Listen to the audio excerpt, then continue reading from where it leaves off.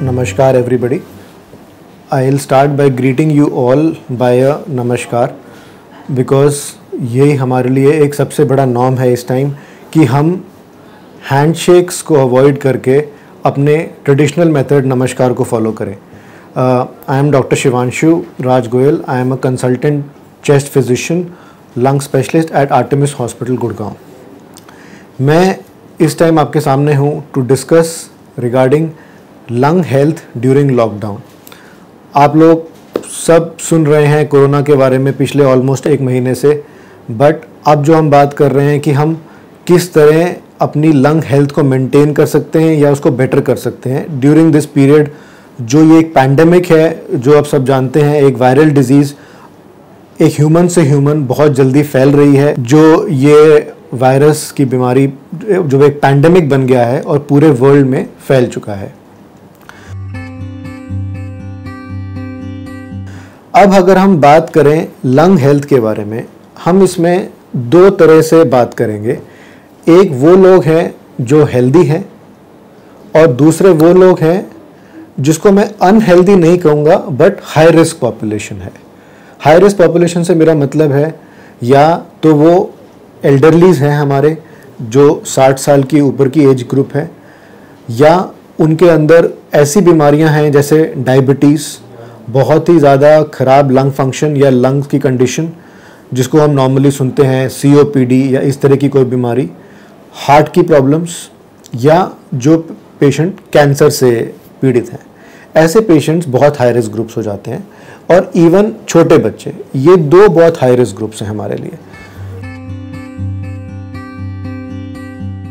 जो हेल्दी लोग हैं उनको एक बेसिक्स हमारा मैसेज है, जो आप सुन रहे हैं अपनी नॉर्मल प्रिकॉशंस को फॉलो करिए. ये मत सोचिए कि आप हेल्दी हैं तो आपको कोरोना नहीं होगा. ऐसा बिल्कुल भी नहीं है. ये डिज़ीज़ किसी को भी हो सकती है. सबसे इम्पॉर्टेंट है, अगर आप बाहर जाते हैं, एक बेसिक सोशल डिस्टेंसिंग नॉर्म जो 6 फीट का नॉर्म आपको बताया गया है उसको फॉलो करिए. कोई सामान लेने जाते हैं, कोई इंपॉर्टेंट काम के लिए जाते हैं, तो make sure you cover your face and nose by a mask. It can be a any home based mask. Home based mask का मतलब है कपड़े से बनाया हुआ मास्क और any cloth mask. Leave the surgical masks and N95 masks for us. For us means any healthcare worker. आप लोग इतने ज़्यादा मास्क यूज़ कर रहे हैं N95 कि जो एक्चुअल लोग हेल्थ केयर वर्कर्स हैं और जो हॉस्पिटल्स में काम कर रहे हैं, नर्सेज, स्टाफ, उनको शॉर्टेज हो गई है, वो नहीं यूज़ कर पा रहे हैं. सो कोई रोल नहीं है मार्केट में घूमते हुए N95 मास्क को पहन के जाने का. Use a routine mask. That is one. Keep your self healthy in a way. Regular exercise at home, although obviously अब आप बाहर नहीं जा रहे हैं, बट एट होम जितना आप कर सकते हैं including yoga, pranayama, do follow that. Take a healthy diet. Healthy diet से मेरा मतलब जो आपके घर में बनता है उसको अच्छी तरह खाइए. Well hydrate your self. पानी ज़्यादा पीना है और विटामिन C वाले फूड प्रोडक्ट्स जितने ले सकें उतना फ़ायदा होगा इसके अंदर. इम्यूनिटी जितनी अच्छी रहेगी उतना आप इस बीमारी से बचे रहेंगे. बट अब आती है जो सिग्निफिकेंट पॉपुलेशन है, जो हमारे हाई रिस्क ग्रुप्स हैं. इन लोगों के लिए मैं स्पेशली कहना चाहूँगा, लॉकडाउन या नो लॉकडाउन आने वाले कुछ हफ्ते या कुछ महीनों तक आपको अपना एक्स्ट्रा ध्यान रखना है. Avoid going outside, avoid getting into crowded places. Even lockdown खुलने के बावजूद भी मैं ये कहूँगा, take extra care of yourself, क्योंकि आप लोग एक हाई रिस्क पे रहेंगे. कब आपको कहाँ से एक इन्फेक्शन लगेगा रियलाइज नहीं होगा, and then it will be very difficult to cure, क्योंकि अभी इस बीमारी का कोई 100% प्रूवन क्योर नहीं है. हॉस्पिटल्स में डॉक्टर अपनी समझ से, दूसरे डॉक्टरों के एक्सपीरियंस से मिलके इस बीमारी को ट्रीट कर रहे हैं. तो सबसे बेस्ट तरीका है कि हमें इस बीमारी से प्रिकॉशन लेना. अब एक और पहलू है जो इम्पोर्टेंट है, कुछ ऐसे लोग हैं जिनको ऑलरेडी रेस्पिरेटरी प्रॉब्लम्स हैं, जैसे एस्थमा के लोग जो इन्हेलर्स यूज़ करते हैं, जो मेडिसिन यूज़ करते हैं। एक बड़ा सिंपल थॉट है, अगर आप अपना स्टॉक 15 दिन का या महीने का खरीदते हैं, बल्कि मैं कहूँगा उसको आप 2 से 3 महीने का खरीदिए।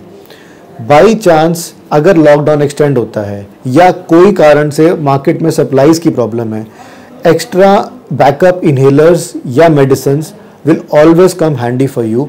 मार्केट में अगर मेडिसिन ना मिले और एस्थमा बिगड़ जाए आपका, will be more problematic then facing a corona.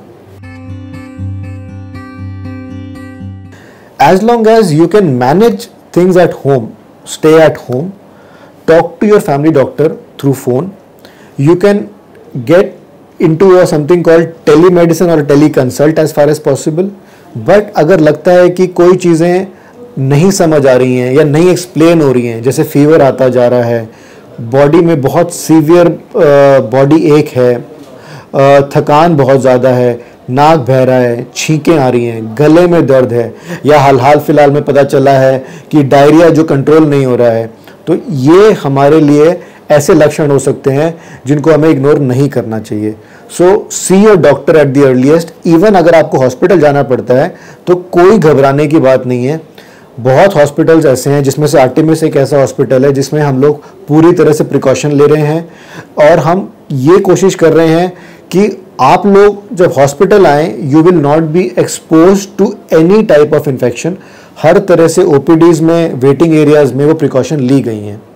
सो आप बिना डर के आ सकते हैं। कुछ लोगों ने मेरे पास क्वेश्चंस आते हैं, वो ये है कि जो हमारी रूटीन वायरल की वैक्सीन्स हैं, इन्फ्लुएंजा वैक्सीन या निमोनिया वैक्सीन्स, इससे फ़ायदा होगा? ये नहीं होगा। कोरोना को ये वैक्सीन्स कवर नहीं करती हैं अभी तक, और अभी तक कोई प्रूवन वैक्सीन बनी नहीं है। हो सकता है उसको बनने में 1 साल लगे, या हो सकता है 8 महीने लगे। अभी जिस स्टेज पे हम बात कर रहे हैं, कोई वैक्सीन कोरोना को कवर नहीं करती है पूरी तरह से। दूसरी चीज़ जो एक हमारे लिए बहुत ज़रूरी है, जो काफ़ी लोग पूछते हैं, लोग सोसाइटीज़ में रहते हैं, गुड़गांव में जैसे सोसाइटी लिविंग का ट्रेंड है। लोग कहते हैं कि हम अपनी सोसाइटी में तो वॉक कर रहे हैं, हम तो कंपाउंड के बाहर नहीं जा रहे, तो उसमें क्या प्रॉब्लम है? बट ये ठीक नहीं है, ये अप्रोच ठीक नहीं है। काफ़ी पेशेंट्स ऐसे मिले हैं जो एसिम्टोमेटिक कैरियर हैं। एसिम्टोमेटिक कैरियर मतलब उन्हें कोई सिम्टम नहीं है, बट उनमें पोटेंशियल है कि ये दूसरों को स्प्रेड कर सकें। तो किसको है, कैसे होगा, कोई नहीं जानता। आप कंपाउंड में वॉक कर रहे हैं, आप थक के बेंच पे बैठ गए, उस बेंच पे उससे पहले कोई ऐसा आदमी बैठा है जिसने वहाँ पे थूक दिया है, या उसके कोई ड्रॉपलेट्स वहाँ गिर गए हैं। Do not take that risk. Completely avoid compound walks. उसका रिप्लेसमेंट अपनी बालकनीज में, अपने घर के ड्राइंग रूम में, लिविंग रूम में स्ट्रेचिंग एक्सरसाइजेस, एरोबिक एक्सरसाइजेस करिए। अगर आपके घर में ट्रेडमिल है, उसे यूज़ करिए। उन सब चीज़ों को यूज़ ज़्यादा करिए rather than going out in the compound and walking. अब आती है बात, एक जो टर्म है, शायद आप लोगों ने सुनी है या नहीं, इसको हम बोलते हैं इनडोर पोल्यूशन। इनडोर पोल्यूशन एक बहुत बड़ा पहलू है।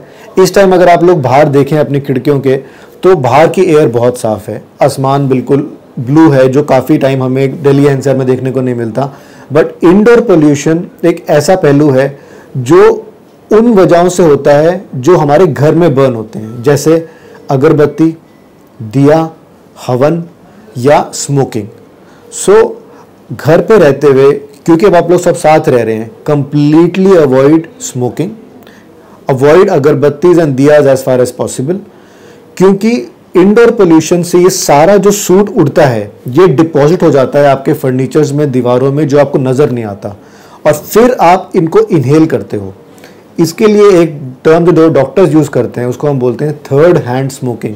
इसका मतलब आपके सामने कोई स्मोक नहीं कर रहा, आप स्मोक नहीं कर रहे, लेकिन जो स्मोक के पार्टिकल्स आपके सोफों पे गिरे हुए हैं वो आप इनहेल कर रहे हैं, तो ये भी उतना ही डेंजरस है। सो जब हम ये सारी बातों के बाद, मैं कंक्लूजन में ये कहूँगा, take good care of yourself, follow the directions given by the government, whether it's a lockdown, whether it is social distancing, whether it is healthy diet, whether it is wearing a mask as far as possible. Do all this, remain healthy, and once you remain healthy, you will allow others to remain healthy by not exposing them towards the infection. Thank you so much.